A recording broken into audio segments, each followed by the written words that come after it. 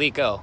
Now, I expected to have a review of the new Star Wars film that came out, and I went and watched that last night with all of my kids. Yet my day today has gotten me all tied up to where I've had no time to actually record that review because I got home extremely late after hanging out with my children last night. I also got the opportunity to open up a retail store. I've been offered a space inside the mall that's behind me, the Santa Rosa Mall in Fort Walton Beach, Florida, which still has a Dillard's as an anchor store, has an Old Navy in it, and has a JCPenney that are all still open. And as you can see from the parking lot, for a Friday afternoon, they don't do too bad with the amount of foot traffic, especially compared to some malls in this country right now. Now, I've been offered a really good price on a fair retail space, and I really want to take it to open a rock shop here in Fort Walton Beach, Florida, because the amount of competition that's here is very, very small. The one rock shop I know about, they're not very consistent with when they're open, even though their hours say when they are, and the selection they have in there is really not all that fantastic. The other place I know about, Stone Soup, I plan on making a video for you guys this weekend about it, and I will stop in there and get some recording done to be able to show the kind of competition that I have. Yet my issue is I haven't been doing anything about income in pretty much the last 2 years. I've only been making a video here and there, and I've been hanging out with my kids, and I have not been doing anything to focus on building the pocketbook. So I got this opportunity, but I don't have any money to actually make it a reality right now. So we're gonna see what I can do about that. But before I do anything about that, I'm gonna take you into the mall and show you guys a little bit more what it looks like the inside and why I think this is gonna be a great fit for me if I can get this off the ground.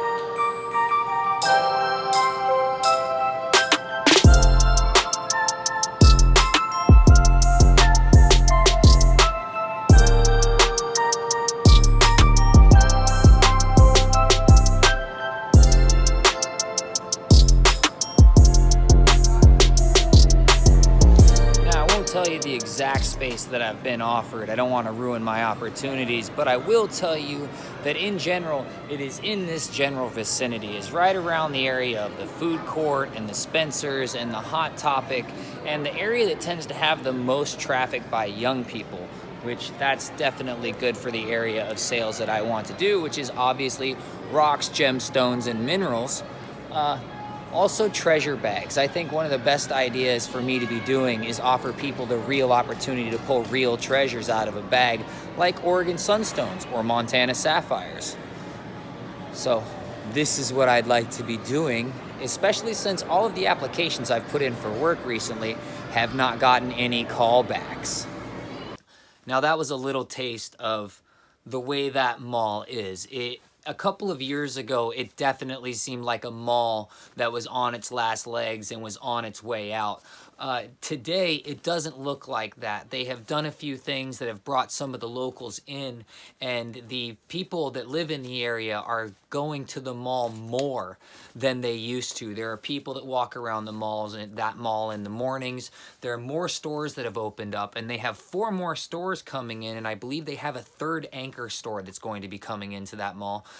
And that's really good news for somebody like me. Now, I've been offered a fantastic deal to take over a boutique that has all the lighting and all the fixtures already there. It has 90% of what I need. The things that it doesn't have is like shelving and stuff like that. Yet I can go ahead and make that a possibility in there. Anything's possible with a little bit of money, a little bit of time, and a little bit of help. And so I need a little bit of help and a little bit of money, because those are the 2 things I don't have a lot of. I do have a lot of stuff I might be able to sell to make it to where I can get that store open. I might have to sell some stuff I really don't want to, and I'd be scared that I'm not going to get back, meaning, you know, equipment and stuff like that. Yet I only have a couple of pieces of equipment left that I'm willing to sell. So that's neither here nor there, to tell you the truth. The reality is that I believe my idea is sound. And my idea is to bring minerals and gemstones and shoot videos every day. There always seems to be extra time in the retail sales game. There always tends to be dead spots throughout the day where there's just not going to be people there, especially on Monday through Friday.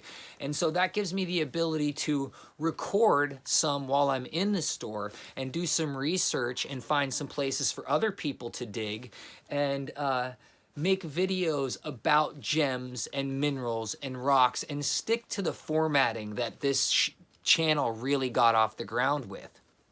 I haven't been dedicated to the acquisition of money for a little while, and I've really sort of shot myself in the foot with that, with the scenario I'm going through now, because it's definitely looking like I'm going to be divorced very soon.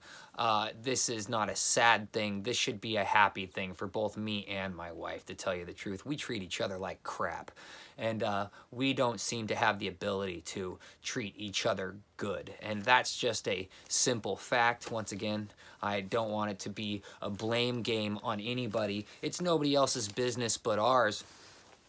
Yet it has affected me for a number of years, the way this relationship goes. Part of the reason that I haven't been creating videos over the last 2 years is, 1, I have not had the ability to travel. 2, I'm always scared I'm going to lose access to my children. I've been very afraid of that, and one of the reasons I'm very afraid of that is because I grew up without a father. I never knew my father. None of my sisters pretty much know their fathers either. My mother was very good at making her children hate whatever man it was that helped make them. Even if that man was, in general, a good man that wanted to be a father, they would show up to try and see kids after sending some money or something like that. And I always remember my little sisters freaking out anytime any of them got close. And my mother never had anything nice to say about any man in her life, not even the son that helped babysit her kids and massaged her, strip her feet when she come home at night. She never had anything good to say about any man. She's one of the most man-hating women I've ever met in my life. But once again, I tend to digress, sort of get off on my own tangent. But just one more thing about her. She named me after a dude that she liked after she was already pregnant with me. I have a Junior in my name, and the dude I'm named Junior after isn't even my father. And that smart guy went out and had another kid and then named him Junior too, which at one point in time I had a conversation with that dude on the phone in my teens, and I said if I ever saw him, he doesn't want to see me because I'd hit him with a bat after all the stories I heard from my mother. Well, knowing my mother, who knows what's true, because she's one of the biggest liars I've ever met in my life. I think this woman is such a horrible person. She has no contact with any of my kids. And she is a really horrible person, but so are her sisters and her brothers. They're all really horrible people. I've worked in my life to not be a horrible person, yet on paper, I don't look that good. I came up off the streets. I was a homeless teenager. I sold a lot of pot in my younger years to get up off the streets, and I did some time because of it. I stole when I was very young, and one of the first jobs I lost was because I stole something from it, and it was to keep that job. I was working at a Meyer and Frank, and I had been there for about 2 weeks, and my manager was threatening to fire me because I never had a press suit. And I only had one suit because it was given to me, and I was homeless at the time, sleeping on people's couches.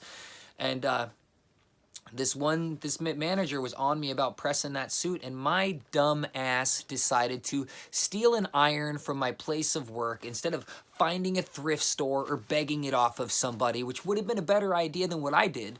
You know, I did something really stupid, and I used a credit card receipt to try and steal an iron, and that would be stealing both from a person and from the store, and I got caught.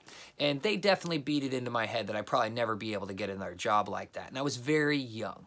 Now fast forward another 25 years, and I buy a TV from a neighbor, and ends up that they have a giant ring stealing from a Walmart, and they all get caught, yet I'm the one that only bought a TV, and I'm the one that got the most time for buying a TV, and I'm the one that got hung with the grand theft. So it sounds so much worse than it is, yet the deal I took in order to avoid the 30-year sentence, which is a real thing that the prosecutor was trying to give me, meant that I had to take a guilty plea on every other charge there was so I could only get a 3-year sentence. And I would have liked to have fought it because a lot of the charges were just not true. They just weren't accurate. They weren't true. They were beatable.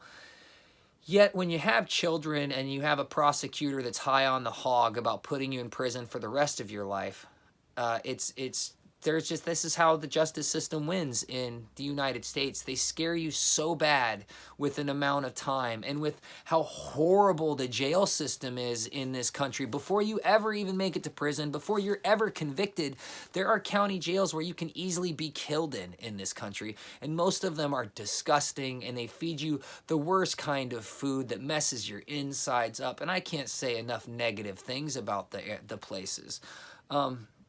There are definitely people that deserve to be in some of those places, and yet we have a lot of other people that society and life could have been benefited from other ways than locking them up. But once again, I digress because this wasn't supposed to be about that, yet I'm sort of explaining why I believe that none of the places where I've put in applications have contacted me back. Because if you do a background check on me, you get these things in a list that make it seem so much worse than it is. Instead of, I had 2 times in my life where I really did some stupid stuff and I really got caught, and because of getting caught, the charges they piled on that I ended up taking deals on sound worse than the scenarios once they're actually described.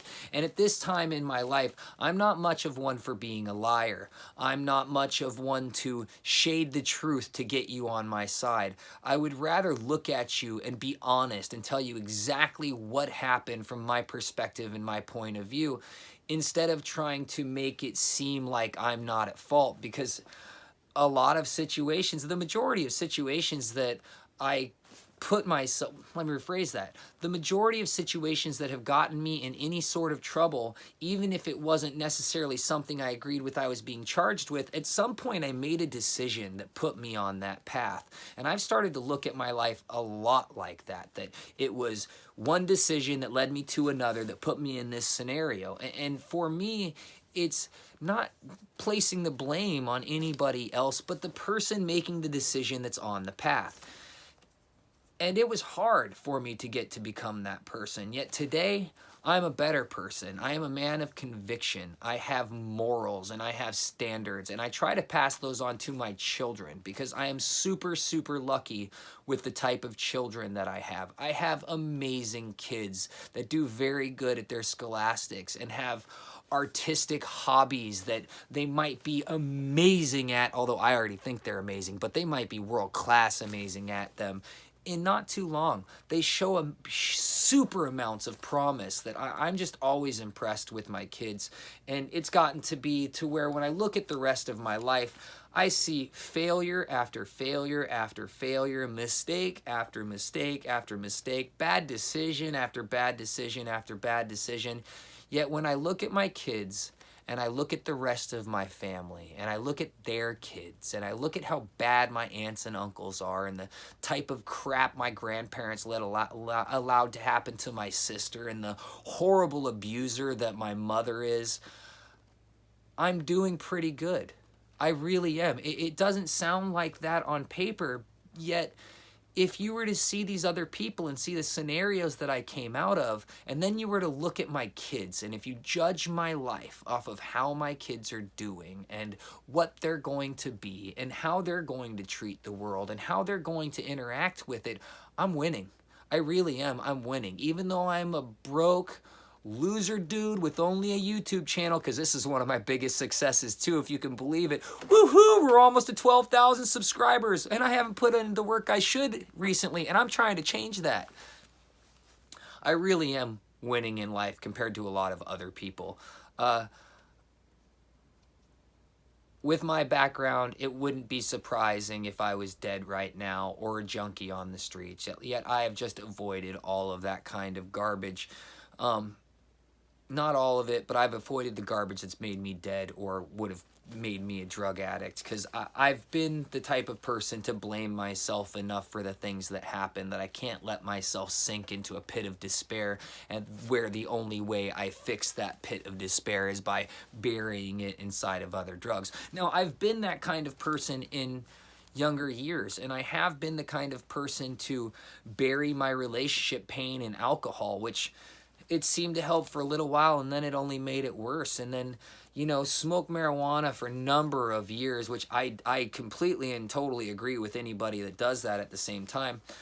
I decided to quit, and part of the reason I decided to quit is because it was enabling me to ignore the horrible parts of my marriage. It was enabling me to pretend like I couldn't deal with life without it. And if I go and talk to a psychologist or a psychiatrist, they'll prescribe me any number of pills because I definitely have PTSD. 1000% I have PTSD. I might have a couple of other things going on, but PTSD and being triggered by certain aspects in life is probably my biggest downfall.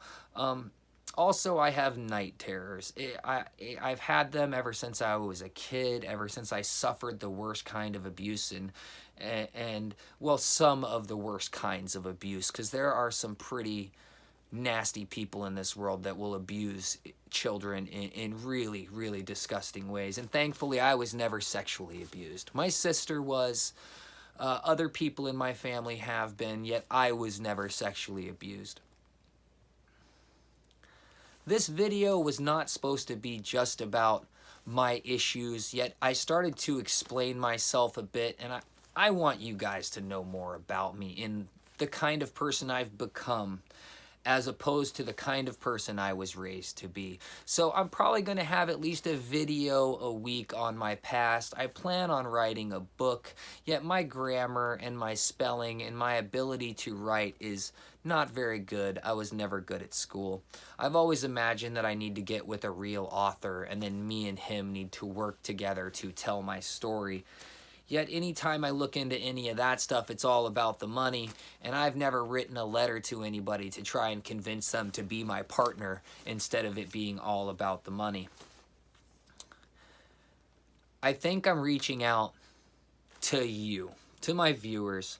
I am reaching out to my viewers because we're all into rocks, we're all into gemstones, and I feel like this can be the way that I get off the ground. This can be the way where I can do videos about minerals and rocks and places that you can go and dig, and where I can start to make a living off of something that I really appreciate. And I can still make some videos about this stuff, because it's not like when you're selling retail, you're always busy selling. It would be fantastic if that's the way it turns out to be, but I really don't expect it to be that way. And I'm going to be contacting some of my friends that I've met on the road while digging gems and minerals, because a lot of them have seen the honesty in me, and they know that my reputation is worth more to me now than, and even very much younger than this, than any amount of deceptive practices are. I don't steal at all. I don't lie to people in any way if I can help it. Even saying if I can help it sort of leaves a caveat, but I can't remember the last lie I told to somebody. And every time something comes out of my mouth that's not accurate, I tend to backtrack it pretty fast, because remembering lies sucks. Liars always get caught. And I'm really not the kind of person that likes to lie to people anymore. And when I was a very much younger person, I was taught to lie about everything. And I was always scared of getting caught in something. Yet, before the ages of 16, I wouldn't walk into a store without trying to walk out with something in my pockets. So it sort of goes along with the reformed are worse than the people that never had a problem. So a reformed thief does not like thieves and does not want to steal, and that's really where I am. Next time I'll tell you a story about how I was taught to steal. It's really sort of amazing, the young life I lived, and that I'm still here to talk about it. I have adventures that have happened to me in my life, and I have adventures that I've created in my life. And you guys have seen some of those adventures with the Mining America channel. And I have some of my viewers that would really like me just to get out there and create digging videos. Yet that's impossible to do without money. It's impossible to do without a vehicle. And I gave my vehicle away to my daughter on her birthday a couple of years ago. So I don't have a vehicle, and I definitely don't have money, because it takes very little money for me to get this shop open. Although I will say that I plan on taking consignment items. I plan on working with some of the best places that I've dug around the country. I would like to have some Spencer opals in there. I would like to have some sapphires from Montana, or at least some sapphire gem bags from Montana. I would like to have sunstones, and I would like to have some lace agate, and I would like to have all kinds of amazing minerals inside this store. And the only way I'm going to be able to do that is with your help and with the help of my friends previously. Watch the next video. I'll tell you how I can help. No, wait, that's not going to be in the next video. The next video I'm going to start recording here really soon, and it's going to be a review of Star Wars, because I just saw that with my kids yesterday, and that was what was supposed to happen today. Yet my day has been spent helping others and making this video, and it feels good when I'm helping others. It feels good to be feeding the homeless. It feels good to be helping my great aunt do the stuff that she wants to do. And most of her days are filled with doing things for other people. And that feels good. It really does. I love you for watching. I'll see you soon.